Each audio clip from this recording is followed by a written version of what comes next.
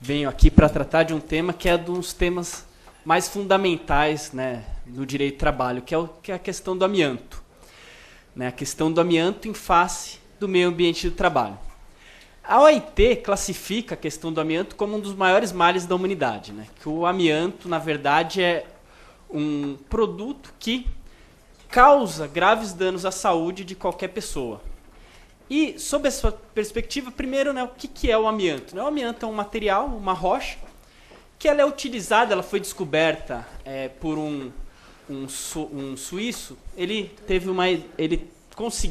descobriu que o amianto, misturado com outros produtos, ele produz materiais indestrutíveis, materiais que nós não temos condução elétrica nesse material, materiais que não inflamam. Portanto, misturado com outros materiais, produz alguns objetos que nós vemos no nosso dia a dia, muitos deles, né? Por exemplo, telhas, caixas de água e outros, até vestimentas, enfim, vários materiais são produzidos diante do amianto, com o uso do amianto, né? E por que ele é um dos maiores males, né? Porque o amianto produz um pó quando ele é trabalhado, e esse pó ele é altamente prejudicial à saúde. Né? Esse pó ele ingressa pela via respiratória e traz graves problemas à saúde. Né? Esses problemas já são estudados aí há muitos anos, né? Porque nós tivemos a utilização do amianto já o século passado inteiro, em que nós começamos a verificar quais são os males que são trazidos pelo amianto. E quais os principais males, né, que são trazidos pelo amianto? Primeiro, menos grave, né, assim se a gente pode dizer, é um problema pulmonar, a dificuldade de respiração, chamado de abestose, né, o amianto também é chamado de abesto. Então nós temos aí essa doença, abestose. Então, dificuldades de respiração, é uma certa inflamação no pulmão que traz dificuldades de respiração. Ela se desenvolve em até uns 12 anos, mais ou menos, desde que você teve o contato com esse pó de amianto. Mas o mais grave é que esse pó, quando inalado, pode gerar o câncer, né? O câncer no pulmão. E aí chamado de mesotelioma, né? A doença chamada mesotelioma, que é o câncer de pulmão causado pelo amianto. Esse câncer ele pode se desenvolver em até 30 ou 40 anos. Então aí a dificuldade até do diagnóstico dessa doença ter sido causada por conta do amianto, né? Porque 30, 40 anos. Eu trabalho hoje numa indústria que utiliza o amianto e só daqui 30 ou 40 anos é que eu vou descobrir essa doença, né? E tem um livro interessante que mostra o desenvolvimento do amianto, né, na indústria de produção, que é fundamental para a gente analisar a questão, né? Mostra, né, que ele começou a ser utilizado e mostra o problema dos trabalhadores que tiveram contato com amianto, né? Trabalhadores que trabalharam na Eternit lá na Itália. Eu cito a Itália, né, apesar do professor Fiorilo falar, né, não podemos falar de outros países, mas não é. Por quê? Porque o problema narrado nesse livro é idêntico ao problema que os nossos trabalhadores aqui, as pessoas aqui no nosso país também têm. E eu utilizo ele por quê? Porque ele narra de forma bem detalhista o que acontece. Então mostra lá, pessoa começa de um dia para o outro sentir dores, ela sente dores nas costas, né? Dores nas costas, aí começa a sentir dor, até que essa dor se torna absolutamente insuportável, que nem mesmo os medicamentos conseguem afastar essa dor. E que o diagnóstico, a partir desse momento, a partir do momento que você verifica que há o câncer, ele é irreversível. Então a pessoa ela fica numa situação que ela vai tomar medicamento basicamente para não ter mais dor, então tentar ter o mínimo possível de dor e utilização de equipamentos para auxiliar na respiração. E eu falo mais do trabalhador por quê? Porque os estudos mostram que aquele que trabalha na indústria que utiliza amianto tem 50 vezes mais chance de desenvolver a doença. Mas não significa que outras pessoas também não possam, né, desenvolver a doença. E há relatos, nesse livro inclusive, de um uma filha de um trabalhador. Então, o que acontecia? As pessoas levavam lá aquele negócio do pó, né, que o professor Celso Fiorilo falou agora, né? Então, tem o pó, né? Mas naquela época você olhava um pó branco, bonito, né? Aquela coisa bonita, um pó. As pessoas iam com as famílias na fábrica olhar aquilo lá, como era. E aí nós temos, esse livro ele desenvolve, mostra a doença de uma filha de um trabalhador que só foi lá ocasionalmente para verificar, né, brincar lá, enfim. As pessoas levam, às vezes, né, os filhos ao trabalho, enfim. E a filha dele desenvolveu a doença, né? Logo, 30 anos, 40 anos depois, então ela já era adulta, né, quando desenvolveu a doença. Mas, por conta disso, o pai já havia falecido com câncer de pulmão causado pelo amianto, várias pessoas da família, e a filha também desenvolveu. E lá eles mostram que esse fato da filha ter desenvolvido doença foi algo que foi muito impactante na luta contra o amianto, né? Não só na Itália, mas na Europa toda. Por quê? Porque já não eram, eles já tinham essa preocupação com os trabalhadores, mas eles viram não são nem só os trabalhadores, algo que atingiu, inclusive, uma dimensão maior, né? E a partir de então começam muitas lutas lá por conta disso, que gerou até numa condenação recente, né, dos dirigentes da Eternit, condenação criminal lá na Itália, por condenação de mais de 2.000 pessoas, pela morte de mais de 2.000 pessoas, né? Foi o que chegou nesse ponto, né? E aqui no Brasil nós temos, né, a produção de amianto, nós temos uma mina de amianto, coincidentemente administrada pela mesma empresa, né? Essa empresa, a Eternit aqui, que administra essa mina, que ela fica lá em Goiás. E nós temos, então, ainda a utilização do amianto em produtos nossos aqui no país. E isso é algo que nós temos que pensar sempre na dimensão, no impacto que isso tem na saúde e na vida das pessoas, né? A OIT estima que, por ano, morrem mais ou menos 100.000 pessoas por conta do amianto.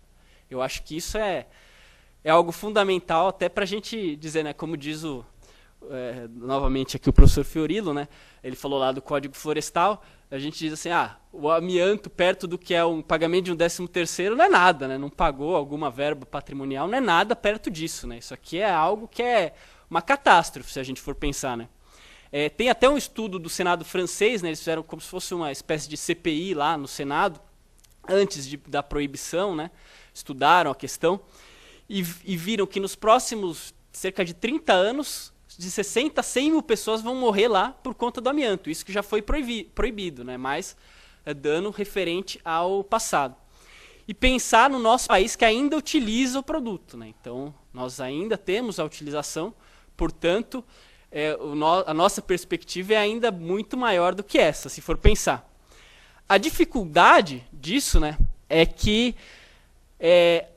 nós não temos nem tantos elementos para dizer assim, quantas pessoas falecem por conta de um câncer gerado pelo amianto, né? Porque os próprios especialistas na matéria, os médicos especialistas na matéria, falam uma grande dificuldade de diagnóstico. Por quê? Porque chega uma pessoa lá com um problema respiratório ou chega lá com um câncer e o médico vai falar, da onde que surgiu isso? Não sei, né? Por quê? Ele não vai perguntar, onde você trabalhou há 30 anos atrás? Você chegou a trabalhar em algum lugar que tinha o amianto? Muito difícil o diagnóstico. Portanto, a gente não tem nem índices assim tão confiáveis, né? Então, esses dados trazidos pela OIT são são dados que nem refletem tanto com a realidade, porque muitos diagnósticos não serão dados com propriedade. E a forma de contaminação, então, ela principalmente no trabalho, por esse pó, mas também em outras situações, né? Eventualmente pode até ocorrer, né, como há relatos até pelo OIT, de uma destruição, né, de um imóvel, né? Então, um edifício construído é demolido, e nessa demolição nós tínhamos lá telhas ou algo que fosse feito com amianto. E aí sai o pó também por conta da fibra, que a gente falou, é indestrutível, é algo muito difícil de sair do ar, pode ser inalado por outras pessoas, alguém que nem contava com isso, né? Então, às vezes, a pessoa que trabalha na demolição, alguém que mora, o vizinho, enfim, jamais imaginaria que que correria o risco naquela situação, né?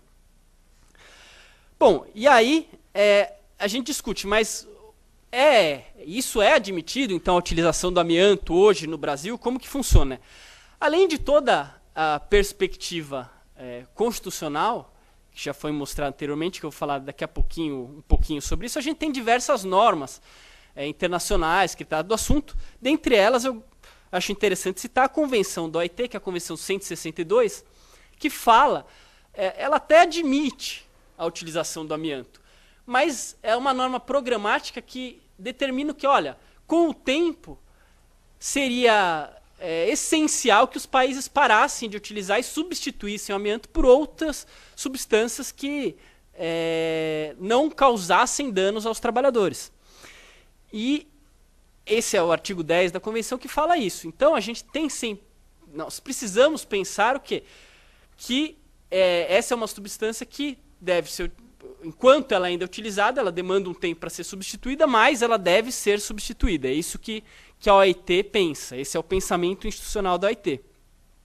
E no Brasil, nós temos algumas leis que tratam do assunto, né? A principal lei é a Lei 9.055 de 95, que é uma lei federal, que começou de uma forma... Era a lei que iria banir o amianto. Então, você lê lá os fundamentos para a edição da lei, né, a exposição de motivos, né, que era trazida no projeto de lei inicialmente, era a lei que vinha para abolir a utilização do amianto. No entanto, o projeto lá no Congresso Nacional, sabe-se lá por quê, alterou um pouco a redação de modo que um dos tipos do amianto foi assim, admitido a sua utilização. Então, a sua utilização, mas de forma controlada, que é o amianto branco, né, chamado de branco. Mas foi admitida, então, a sua utilização de forma controlada. Como controlada?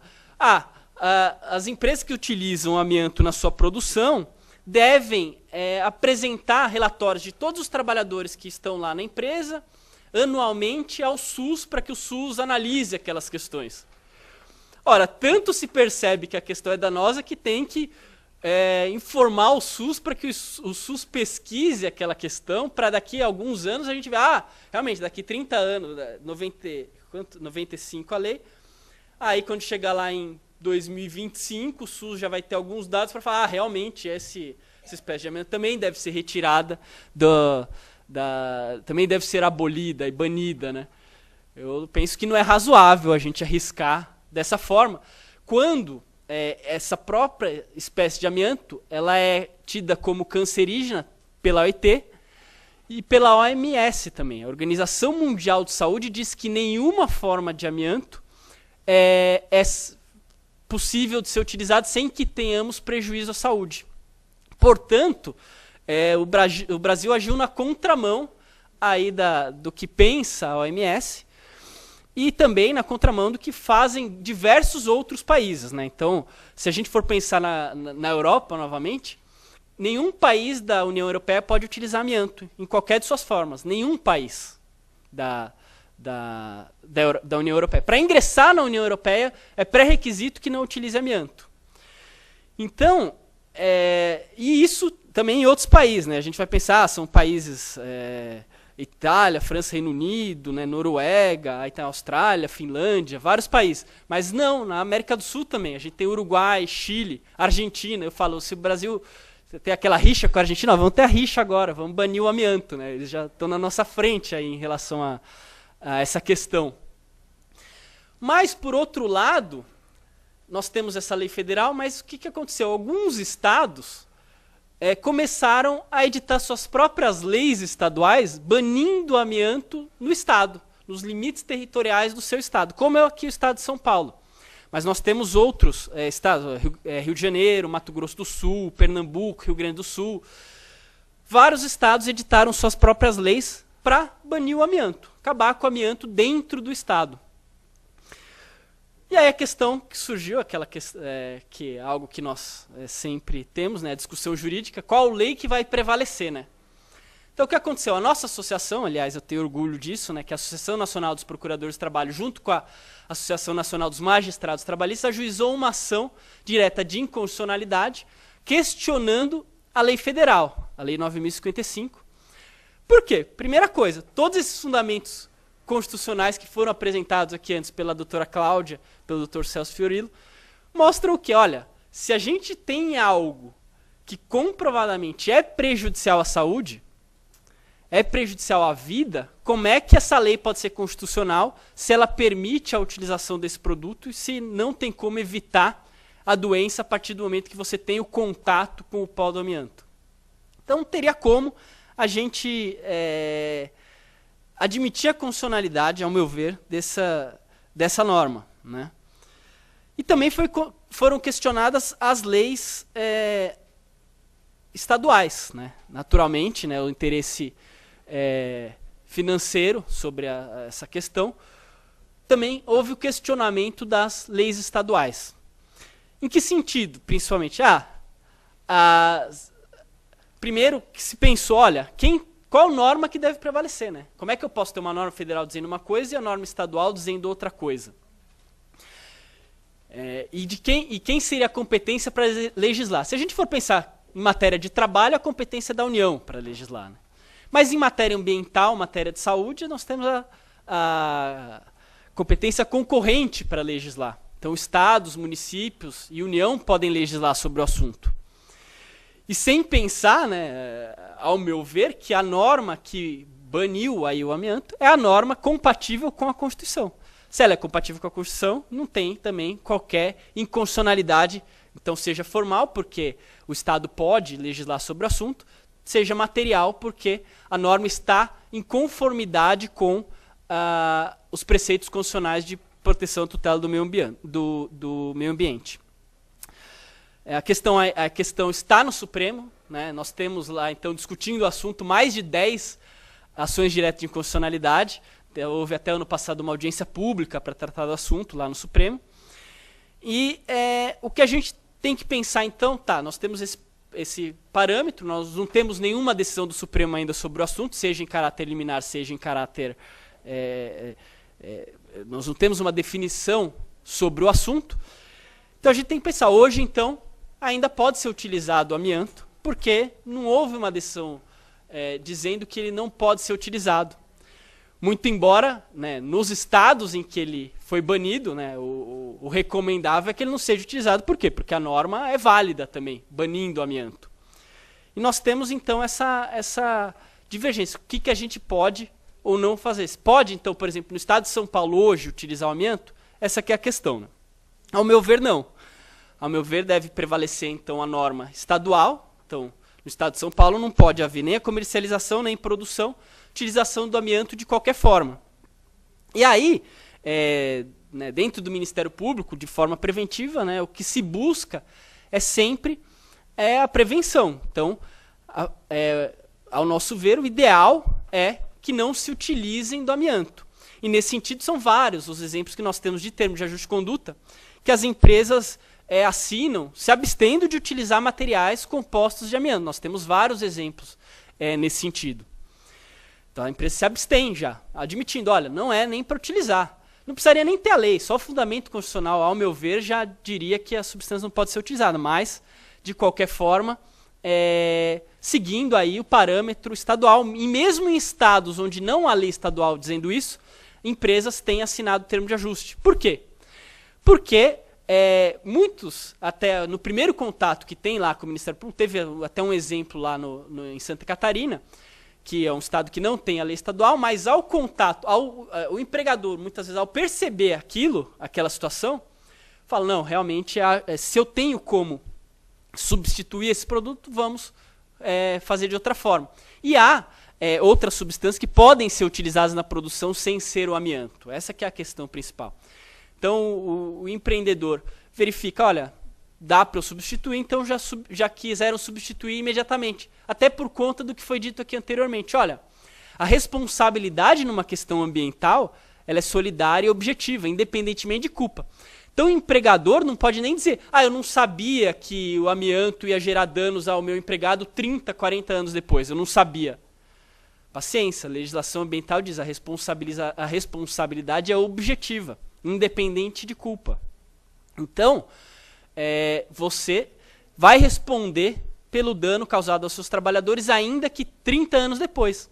E sobre isso tem até quando a competência ainda era da Justiça Comum, né, questão de acidente de trabalho, há uma decisão interessante do STJ dizendo, num caso em que o trabalhador ajuizou a ação de indenização 34 anos depois que ele saiu da empresa.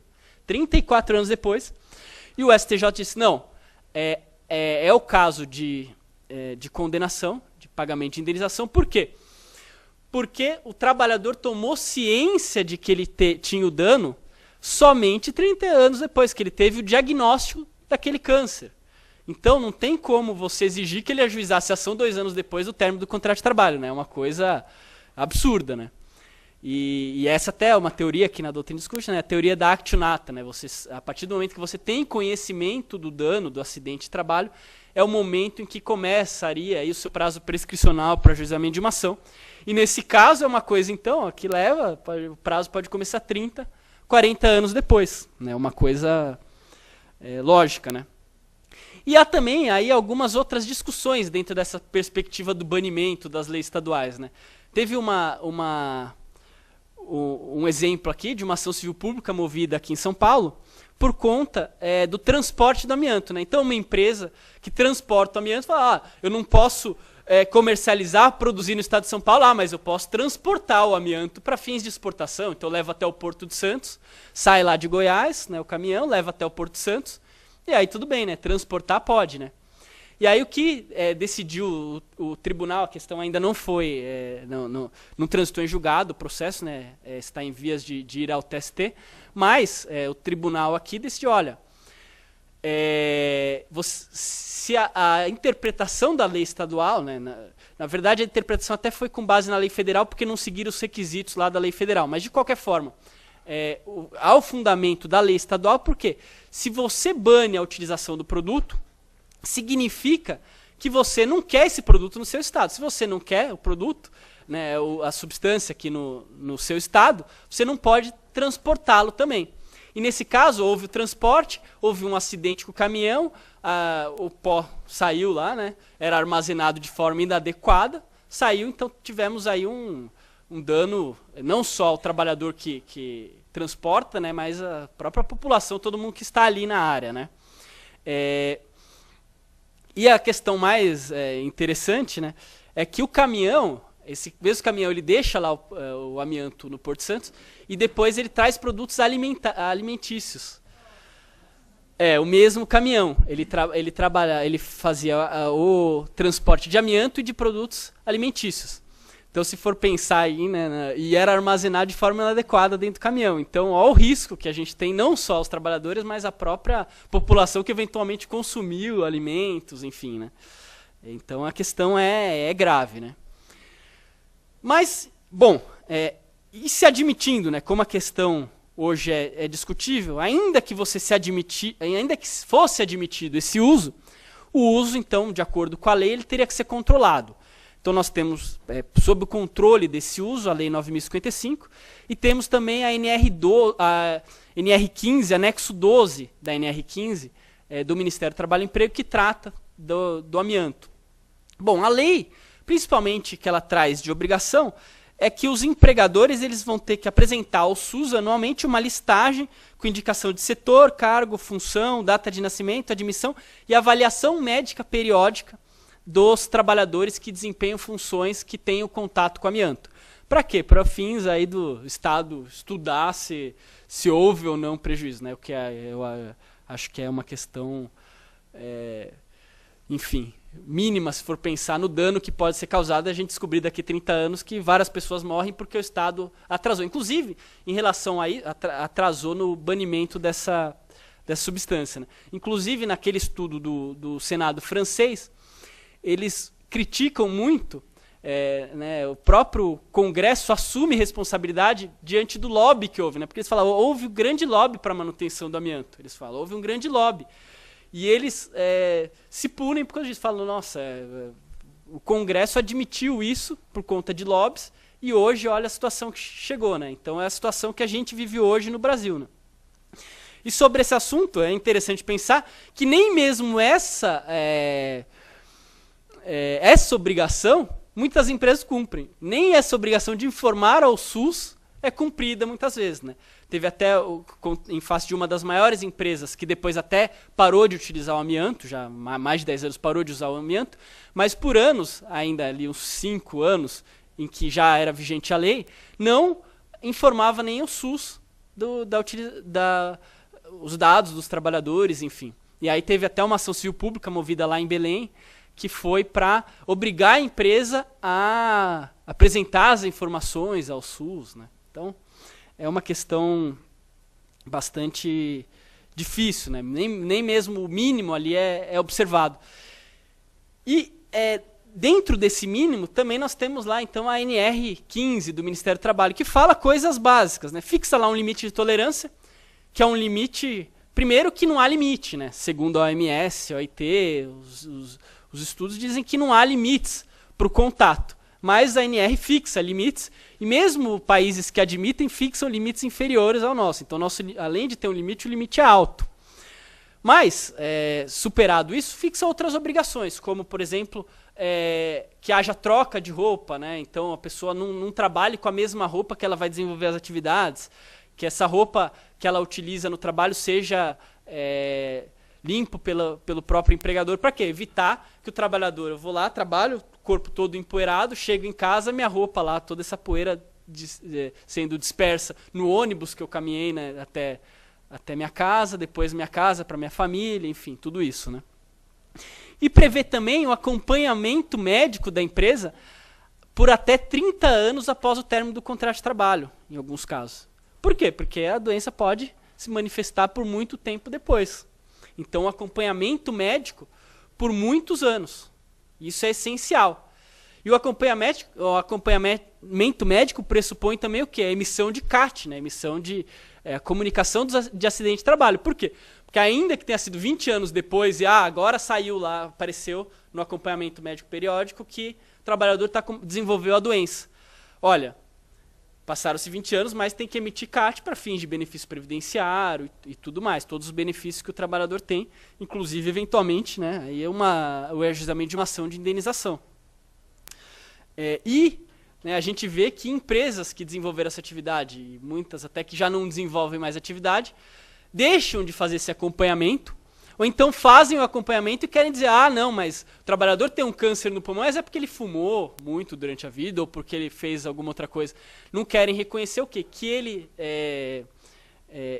teve a doença por conta do trabalho.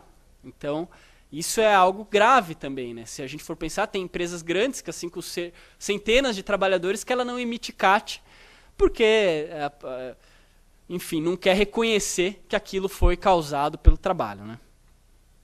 Bom, então a gente tem, dentro dessa perspectiva, né, a possibilidade de se entender que o amianto hoje ainda é permitido, ou dizer, pelo menos nos estados em que a substância foi banida, em que ela não pode ser utilizada nesses estados, de qualquer forma. E a outra mesmo com a legislação federal, e mesmo independentemente da legislação estadual, que por força dos fundamentos constitucionais, o amianto não pode ser utilizado de qualquer forma, né? Penso eu que seja o mais adequado, o fundamento constitucional. Bom, e aí a gente tem as questões, então, de prescrição, pensando que, a partir do momento que o trabalhador ou a pessoa descobre que tem a doença, é a partir desse momento que se iniciaria o prazo prescricional para uma eventual ação. Isso também tem que ser claro, muito embora demore aí anos até a manifestação da doença muitas vezes. E também a questão da responsabilidade do empregador, que deve ser sempre vista independentemente da culpa, né? Ainda que o empregador alegue o desconhecimento, que não sabia dos males que aquilo lá poderia gerar, ele vai responder pelos danos causados. Então é isso que eu queria expor aqui hoje. Agradeço a atenção de todos e espero que para quem quiser estudar essa matéria, nós tem também a Associação Nacional das Vítimas do Amianto, um site, se você digitar no Google, você já encontra lá vários textos sobre a questão, inclusive tem uma monografia muito interessante lá sobre isso. Então, material que vocês podem consultar com facilidade lá na internet, tá bom? Muito obrigado pela atenção. Tá bom.